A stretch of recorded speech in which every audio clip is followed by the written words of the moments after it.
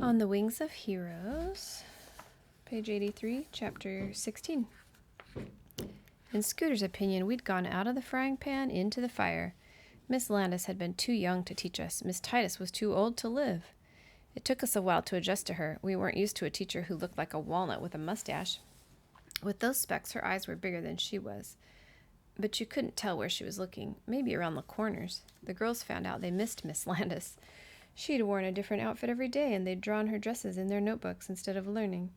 Miss Titus wore the same shroud every day. She wouldn't have had to paint her legs. They were nowhere in sight. We supposed she'd be a bear on diagramming, but she said, "I gather you can all diagram sentences. Let's see if you can write one." Composition? Hands smacked foreheads all over the room. Beverly stirred. Beverly was biding her time. She'd run one teacher off, and this one looked like she already had one foot in the grave. "Lady," I personally heard Beverly mutter to herself, "I'll have you in the nursing home by Thanksgiving." Our composition was to be How We, the Young of America, Are Winning the War. While we wrote, I chanced to look Beverly's way. She was drawing a lopsided skull and crossbones across the page. "Can we use the dictionary?" somebody asked. "You better," Miss Titus said. Wednesday was her day to supervise recess. We were to leave by rows, which was a new one on us, but even Beverly went quietly. Miss Titus left her pocketbook behind on the floor by her desk, sticking out. Great big cracked leather handbag. Hoyt Albers pointed it out. "Better not," he said, but Miss Titus didn't seem to hear. After recess, she manned the outside door to see we came back in one at a time. I remember Beverly brushing past her because they were the same height. Then we heard screaming from inside the school, echoing down the halls. Big screams. Teachers looked out of their classrooms. The screams came from ours. Doreen was up by the teacher's desk, wringing her hands. Janice was on the floor at her feet, back arcing, flailing around, howling. Something heavy was clamped to her hand, and she was banging it on the floor. Another odd thing about Miss Titus, she could move like greased lightning. In a twinkling, she was at the front of the room, crouching over Janice. She grabbed her flopping hand and held it up. We made a circle and gaped. All 4 of Janice's fingers were mashed into a big, spring-action, patented rat trap. It was a business-like rat trap, though rusty. Her fingers sticking out were gray, and her nails were blue. Taking her time, Miss Titus sprung the trap open and took it off Janice. "Get my pocketbook," she told Doreen. Janice was racked with sobs, a weird sound coming from her.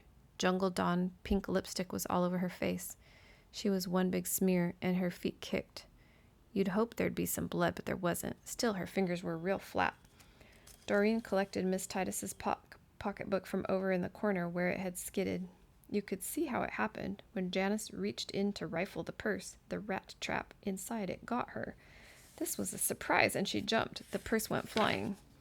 "My stars," Miss Titus remarked. "I wonder how on earth a thing like that could have happened."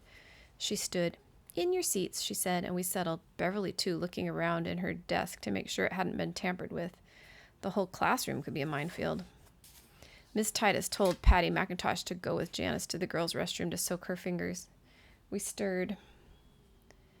Patty paled, but her arm was in a sling, so she and Janice made a good match. One had a good arm, the other a good hand.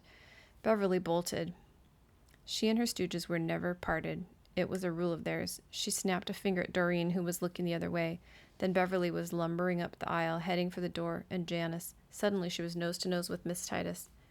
"What business is this of yours?" 2 magnified eyes bored into Beverly. Beverly fell back. A first. The tide of classroom war began to turn. The whole business was a real good lesson about not stealing. And after she quit sobbing, what could Janice say? That a rat trap out of an old barn jumped up and bit her as she happened to be passing? Some people thought baiting a rat trap with your purse wasn't the way a teacher should act.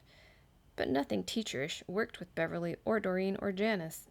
Anyway, there was a war on, so you needed to bring out your big guns and your secret weapons. When Patty McIntosh and Janice came back, Miss Titus said to get ready for a lesson in first aid, as per the instructions on a wall chart. We were all in either Brownies or Cub Scouts by now, working on our bandaging badge, so we got busy on Janice, stretched out once more on the floor. Her hand didn't look too bad, but she wouldn't be slapping anybody around with it for a while. Still, she hollered the place down every time you went near it.